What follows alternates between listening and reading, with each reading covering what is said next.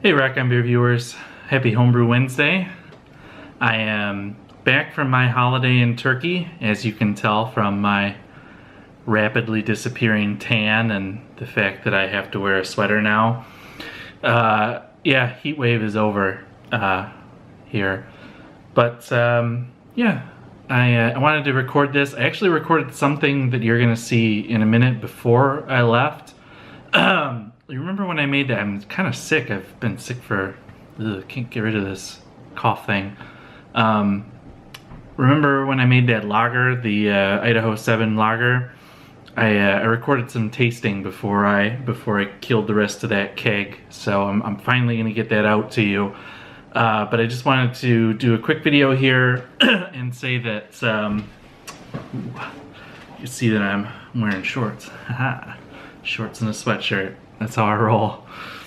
Yeah, I just wanted to say that I've gotten all my SJ4 beers here for the UK Europe hub, and I've started doing the reviews. So those are going to start coming out. Those are going to start kind of rolling out here.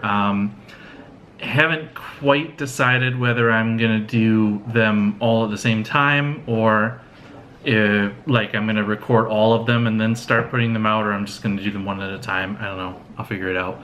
But in my SJ4 box, I just wanted to really quick, I got a surprise. So check this out. This is from Matt from Ev's Bristol Brewing. I'll put his channel down here. And he's from the UK, and he sent me something, and it says, "To Alex Rock of Rock on Beer fame, lots of love, Matt." So I don't know what's in here, and sorry, Matt, that it's taken me so long to open this, but I wanted to do it on camera, so I have absolutely no idea what's in here. Got my little knife here. I'm gonna try and make a... Oh, the knife fell out. Some tough packaging, man. Let's see. I'm guessing it's a beer. It's beer shaped. Oh, here we go. Oh, it's got a label on it. What is this? Oh, wow. Awesome. Man. If I'd known this was in here, I'd opened it way sooner. This is Cloudwater's double IPA version 6. If you don't know who Cloudwater is, they're a newer brewery in the UK. They make these really crazy, awesome, fresh double IPAs, hoppy beers. They're getting a lot of chatter. This one is with Pilgrim. Oh, with Pilgrim. Oh, is the bittering, okay, yeah. Citra, Vic Secret, and Chinook. Oh, man. I am so looking forward to this. Thank you so much, Matt. That is friggin' awesome. Yeah, I will link to him. Check out his channel. He likes to do his updates on the bike path on the way to work, and people look at him funny in the background. But man, thanks so much. I have been dying to try something from Cloudwater, so I will be reviewing this. Speaking of reviews, oh jeez, that's really bugging me. Speaking of reviews, here comes the Idaho 7 review. I am going to put this in the fridge because it says drink fresh, and I am not going to sit on it for long. So, happy Homebrew Wednesday, you guys. Cheers. Later. Thanks again.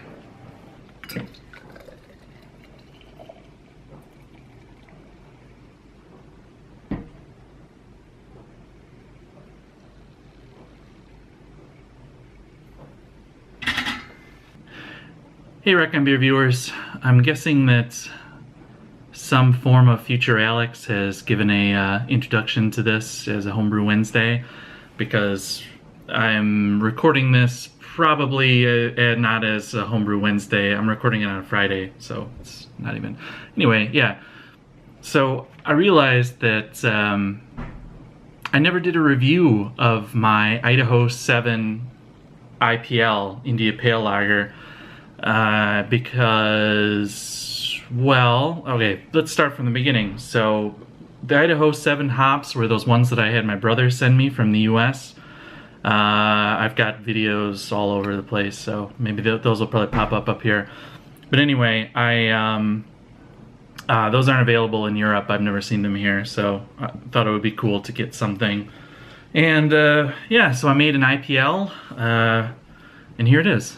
There it is. You probably just saw a little pour video of it too. It pours really fantastic. If you remember from the video, the dry hopping video, when I tried a sample of it pre-dry hops, remember it was crystal clear, like super just, and this is, I mean, it's been in the keg for a month now, and it never cleared back up after that dry hopping, which, by the way, putting all 100 grams of hops into 10-ish liters of beer, that was way too much. Both because it completely clogged the dip tube, so I had to actually use a siphon to get it out of my my little brew bucket. But also the beer turned out like it was crazy. When I first poured the first pint, it was like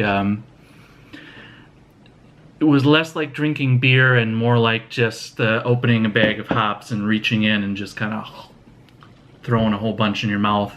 It was really wild. It is mellowed out nicely now, but I would, if I could go back in time to pass Alex, I would tell him to only put half that package in there. But now we got the beer. Here is the beer. It is not clear, but it is a really nice looking beer.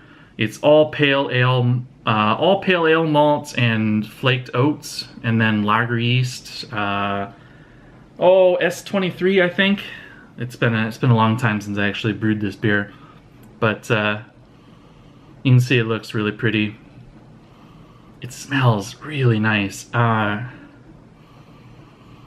These Idaho 7 hops, they smell like familiar, but at the same time completely different, if that makes any sense. I know some of you guys have brewed with these, some of the American guys have brewed with them, and that's the reason I wanted to get them, is from those descriptions. But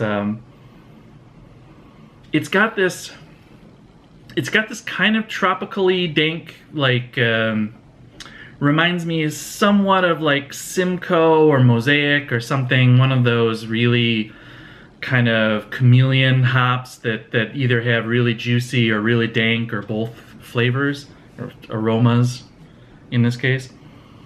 So it's got kind of that going, but it's got this I hesitate to say herbal, because herbal is not what it is, but it is something like the description for the hop says like black tea, and it does smell a little bit like that. It's got that kind of almost tannic type smell, with just a lot of kind of citrus behind it, and it smells really cool. It really smells good. And it's been like I said, it's been in the keg for over a month, and I mean I blew it out with those dry hops, but it hasn't lost, well, it has lost aroma, but actually in a good way.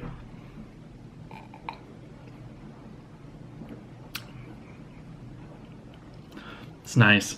It's got that kind of same, this beer has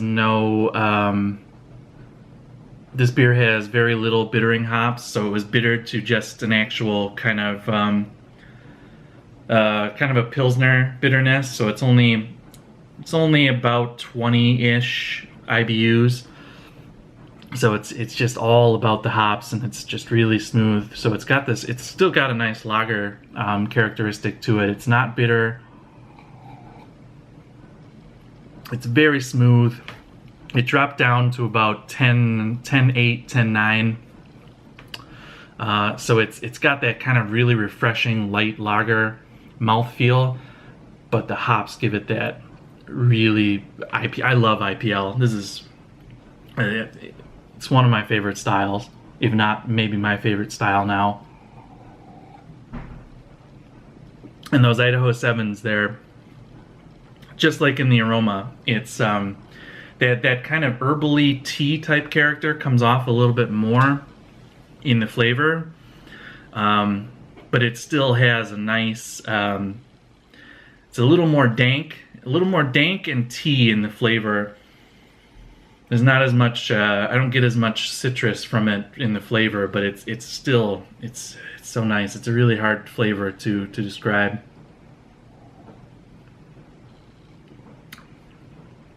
But yeah, just a light. Yeah, that tea flavor is really cool. It kind of makes me want to experiment with like mosaic and like black tea in a lighter beer, because this is kind of a really cool flavor. It's an amazing beer. The keg has gone really fast. This is probably going to be. This is pretty much probably the last pint of it.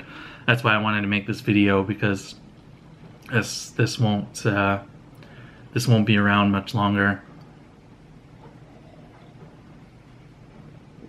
I just love IPA. If anybody out there is looking to, I don't know, if you're bored with the same old IPA, I can totally recommend brewing IPLs. I know there's a couple of guys out there who have, in some of their videos, have talked about, oh, maybe I should try doing an IPL. You really should. It's such a cool way to use hops, and don't be afraid to make a Pilsner and dry hop the shit out of it, not just make an IPA with lager yeast, because I actually prefer it.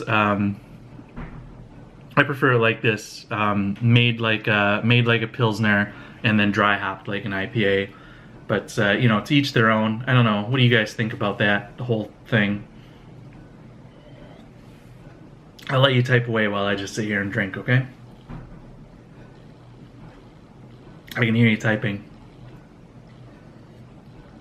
Alright, I'm gonna take this somewhere private and do untoward things with it. And happy Homebrew Wednesday. I'm sure I'll put this out on Wednesday. And yeah, guys, brew IPLs. If you've got especially if you've got the temperature control for it, you should definitely give it a shot. And yeah, see ya.